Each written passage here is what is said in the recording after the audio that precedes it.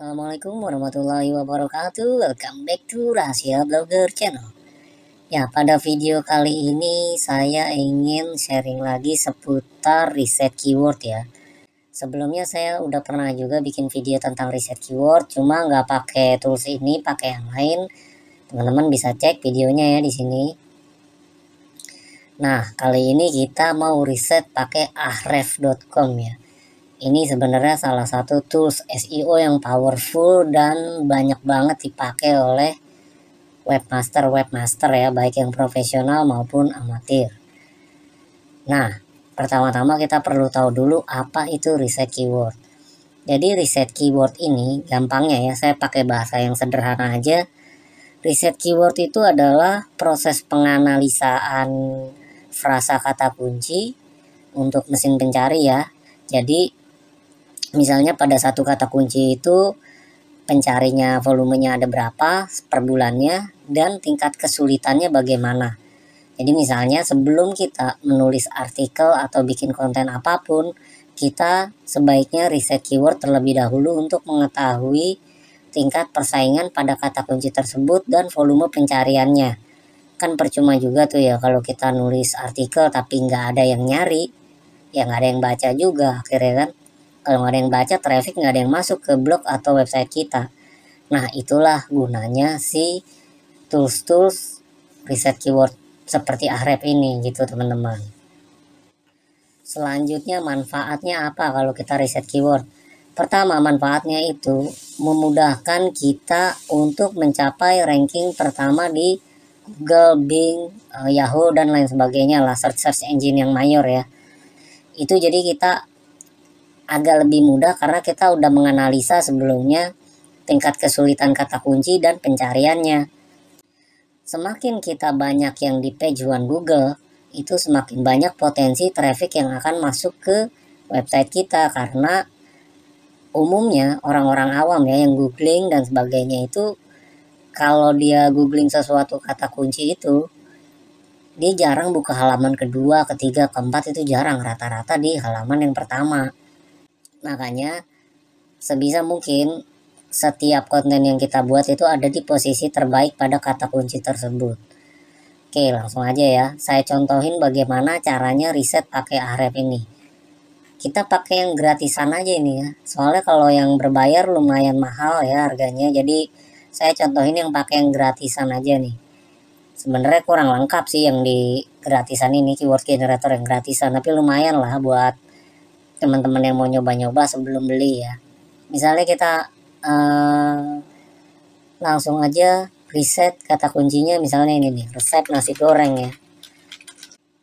Oke, resep nasi goreng nih. Terus kita ganti negaranya ke Indonesia umpamanya. Oh iya ya, FYI aja nih ya teman-teman. Itu Google sebenarnya beda-beda loh.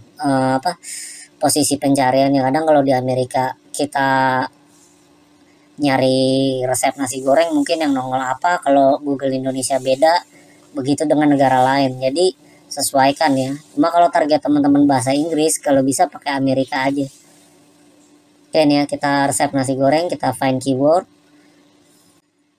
Nah, di sini keyword difficult ya. Keyword difficult ini tingkat kesulitan ya. Berdasarkan seleksinya Ahref, ini 2. Volume pencariannya 574.000. Ini setahu saya sebulan ini. Biasanya umumnya sebulan sih kalau keyword riset kayak Semras apa itu, sebulan ini 574. Anggap 600.000 lah. Berarti sehari itu yang nyari sekitar 20 ribuan ya. Lumayan banyak tuh ya. Nah, kalau kita ada di halaman pertama, kemungkinan kita bisa kali mungkin dapat 7.000 atau 8.000 traffic dari keyword resep nasi goreng. Karena kan tadi ya, satu hari sekitar 20 ribuan. Kalau ini 600.000 bagi 30, 20 ribuan ya. 20 ribu kan itu kan nggak semua 20 ribunya masuk ke website kita kan. Pasti kan nanti ada ke website yang lain juga. Nah, anggap aja lah 7.000, 8.000 ya. Ini juga angkanya nggak mesti 600.000 sebulan ya. Kadang nggak akurat juga sih. Kadang nggak akurat, saya akuin. Karena yang tahu pasti akuratnya ya Google sendiri. Lagi pula kan tren pencarian per bulannya berubah-ubah ya. Nggak selalu sama. Nah oke ya, kalau ini kita udah tahu resep nasi goreng ini, selanjutnya kita itu perlu cek langsung ke Google, karena keyword difficult 2 ini menurut si Ahref ini very easy ya, artinya gampang banget. Tapi kenyataannya nggak juga setahu saya ya, makanya kita boleh bergantung pada tools-tools seperti ini kayak SEMrush, Ahref dan lain sebagainya, tapi jangan terlalu ngandelin banget. Kita mesti cek langsung. Ini kuncinya ya, kita harus cek langsung. Nih saya pakai Google Indonesia ya. Nah, kita lihat di sini nih. Ada Bango, ada Blue Band, Liputan 6, Iden Times, Brilio dan lain sebagainya. Setahu saya ya, saya kurang paham ya niche-niche resep masakan gini, tapi ini tuh web-web berat ini, teman-teman. Web-web yang ya udah gawat lah istilahnya. Jadi kalau teman-teman nulis tentang resep nasi goreng, kayaknya agak berat untuk bersaing di halaman pertama ini. Jadi sih intinya gini ya, teman-teman juga harus kuasai niche blog atau web teman-teman. Kategori teman-teman umpamanya apa, umpamanya kayak tekno gitu, teman-teman harus tahu web-web apa yang kira-kira berat, itu web-web apa yang sekiranya sering banget pecuan kalau temen nyari sesuatu tentang tekno. Nah itu teman-teman harus tandain dulu tuh web-webnya tuh gitu. Jadi nggak ngandelin metrik, oh ini DAPH-nya sekian, DAPH-nya sekian, nggak juga, kadang nggak akurat kayak gitu tuh. Lebih akurat kalau kita ngeliat langsung gitu. Nah kalau saya pribadi nih, umpamanya udah ada 3 atau 4 kayak media-media kayak gini nih, Liputan 6, IDN Times, atau yang lain lah, Brilio, itu saya mendingan mental deh karena susah gitu. Jadi kita nulis sesuatu juga kayaknya akan sulit pecuan ya. Meskipun konten kita bagus banget karena domainnya ini udah terlalu kuat banget gitu. Domain ini udah ya kuat lah, udah berumur, terus backlinknya udah banyak gitu. Makanya saya saranin teman-teman kan di awal kalau bisa nih backlink homepage aja terus gitu untuk memperkuat blog atau webnya teman-teman. Gunanya apa ya, itu setelah kita nulis setidaknya kita udah punya kekuatan dari power domain kita. Kalau power domainnya udah kuat, nah di halaman kedua, ketiga, keempat, atau bahkan mungkin pertama pada kata kunci yang nggak terlalu rame, itu bisa masuk teman-teman. Berbeda dengan yang nggak pakai backlink sama sekali. Pasti tahu lah ya, kalau yang udah sering ngulik-ngulik SEO pasti tahu bedanya gitu.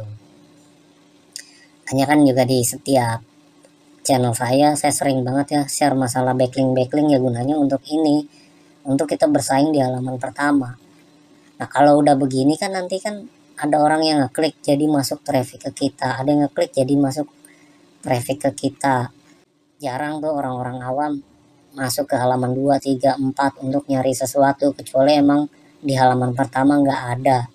Selanjutnya cara nulis kontennya gimana, jadi kata kunci ini nanti dimasukin ke judul, ke deskripsi, dan sepanjang artikel maupun di alt gambar.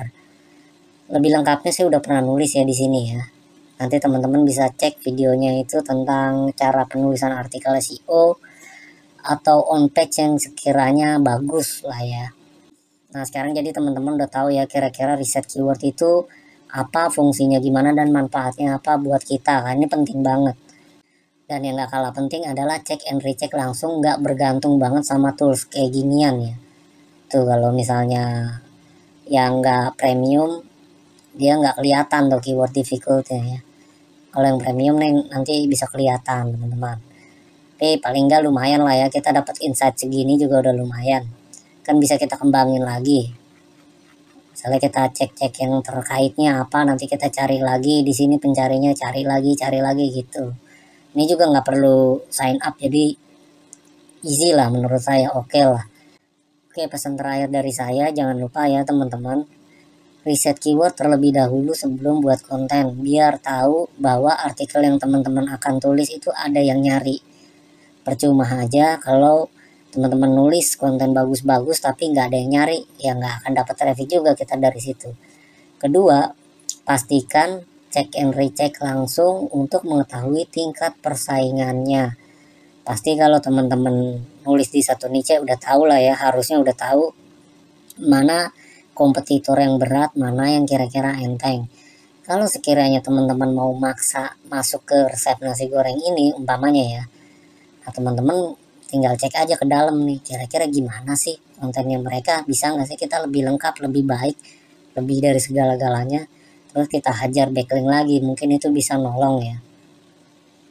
Yang penting kontennya oke, didukung dengan backlink dan rules domain yang udah kuat ya, maksudnya ya homepage yang udah kuat, itu bisa-bisa aja masuk ke halaman pertama, kenapa enggak.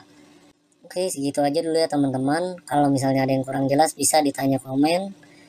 Untuk order jasa backlink bisa hubungi saya, keterangan ada di deskripsi. Saya akhiri, assalamualaikum warahmatullahi wabarakatuh.